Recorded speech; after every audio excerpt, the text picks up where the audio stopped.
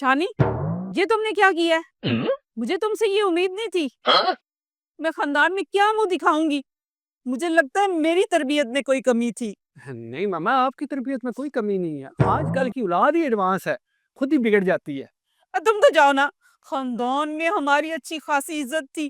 तुम्हारी इस हरकत की वजह से खानदान में हमारा मुंह काला हो गया है। क्या जवाब दूंगी मैं अब उनको?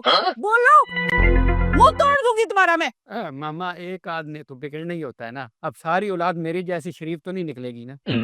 मैं पानी भर लूं? तुम तो जाओ।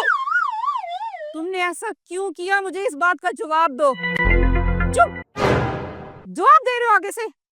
मामा, मेरी यहाँ पे जीन्स पड़ी थी, आपने देखी है क्या? ये तुम्हारी है? हाँ, यही मेरी है।